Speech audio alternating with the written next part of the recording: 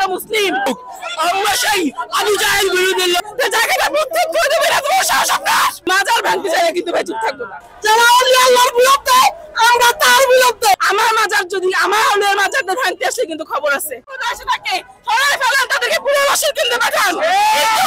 কিন্তু যদি মাজার ভাঙতে আসেন, আমি একজন শিক্ষিত মহিলা, আমি একজন ইঞ্জিনিয়ার,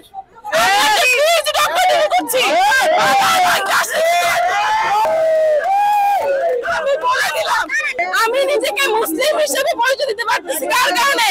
যারা ইসলাম ধর্ম এখানে নিয়ে আসছে তার কারণে বংশ পরম্পরা আমরা মুসলিম। আর হিন্দু কারা? হিন্দু ধর্মকে আমরা কি আনছি আমার ধর্মে?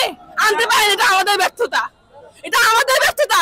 আর সেখানে তাদের একটা বিশ্বাস আছে, আল্লাহ বানাইছে তাকে হিন্দু বানাইয়া। কারো কোনো মসজিদ ভাঙার কোনো অধিকার নাই, মন্দির ভাঙার কোনো অধিকার নাই, মাজার ভাঙার কোনো অধিকার নাই, ভাঙার কোনো অধিকার নাই। ভাঙতে চাইলে কিন্তু যদি কোনো মানুষ এই ধরনের অন্যায় কাজ করতে চায়, কেউ চুপ থাকবে না। আমি কিন্তু বলে গেলাম, আল্লাহ গজবেন না দেখে অ্যাটলিস্ট আমি এক্ষেত্রে প্রতিটা মাজারের ইন্ডিভিজুয়ালি প্রশাসনিক সাহায্য চাচ্ছি, সেনাবাহিনীর কাছে, পুলিশ ফোর্সের কাছে, বিজেপি বলেন, ইভেন আপনারা এলাকার জনগণ কি করেন? যদি আজকে আপনারা সত্যি, আমি সুখী যে ছাত্রছাত্রী তাদের আন্দোলন নিয়ে বাংলাদেশে তাদের যেহেতু নিহত হয়েছে তাদের একটা বিচার তারা করতে যাচ্ছে, এখানে আমি খুশি না, আমি কোন দলের পক্ষ থেকে আসি নাই। কিন্তু আপনি কি বলতে চাচ্ছেন? আপনি ইসলাম পাইছেন কোত্থেকে? সেই এই লোকটা শুয়ে আছে মাত্র, জায়গাটা প্রত্যেক করে দেবে না তোমার সাহস আপনার। এখানে শিরক করে কিভাবে মানুষ মাজার আসে কখন জানেন? আমি যখন নিজের আল্লাহকে ঘরে বসে ডাকে দেখতেছি যে আমার আল্লাহ আমার কথা শুনতেছে না, তখন আমি চাই কার কাছে? যে আল্লাহ তোমার কি নিকটে আছে, তুমি তার কথা শুনবা। আমি তো তার কাছে গিয়ে বলি, আপনি কি আপনার ভাইয়ের কাছে গিয়ে বলেন না দুঃখ কষ্টের কথা? অনলি ফর দ্যাট রিজন মানুষ মাজারে আসে। অস্বীকার করতে পারবেন এখানে কোনো শিরক নাই, কিন্তু কেউ যদি বলে যে এখানে অনৈতিক কর্মকাণ্ড হয় সেটার ব্যবস্থা নেওয়া হোক, কিন্তু মাজার ভাঙতে চাইলে কিন্তু ভাই চুপ থাকবো না। আমি ইঞ্জিনিয়ার হালিমা, আমি গতকালকে শুনে অনেক দূর থেকে আসছি, এটা মানে নিতে পারবো না। আমি ঢাকায় থাকি, আমার হোম ডিস্ট্রিক্ট পটুয়াখালী। ভাই আমি একটা কথা বলি, আপনি আমি আল্লাহ সেই পর্যায়ে যেতে পারছি? বলেন, আপনি আপনার পলিটিক্স করেন, কোনো সমস্যা নাই। মাজার কি করছে? আমি মসজিদ ভাঙতে বলবো না, আমি মন্দির ভাঙতে বলবো না, আমি গির্জা পায়গোড়া ভাঙতে বলবো না। আমার মাজার যদি আমার আল্লাহর মাজারটা ভাঙতে আসলে কিন্তু খবর আছে। যদি ভাঙতে আসে আজকে বুক পেতে নিজেরা দাঁড়ান মাজার রক্ষার্থে। আমরা সেই বদর যুদ্ধের পক্ষের লোক, আমরা সেই আবু জাহেল বিরোধী লোক।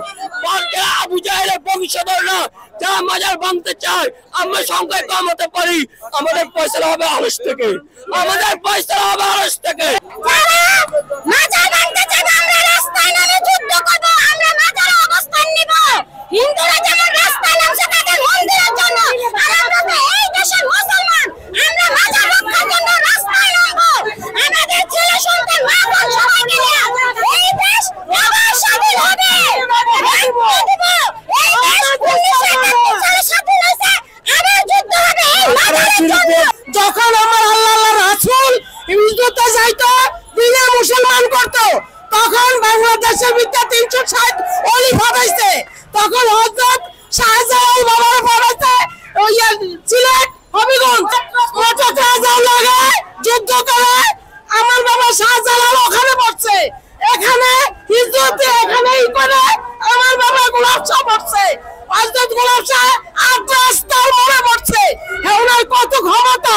এরশাদ যখন এখানে মসজিদ ছড়া দিচ্ছে, কিন্তু আমার বাবা গোলাপ শাহ এখানে বুলডোজার চালাতে পারে নাই, বুলডোজার চলে নাই, তখন মোল্লারা পারবে না, মোল্লারা আমার বাবা গোলাপ শাহর কাছে আসতে পারবে না, কোনো অলি আল্লাহর কাছে আসতে পারবে না।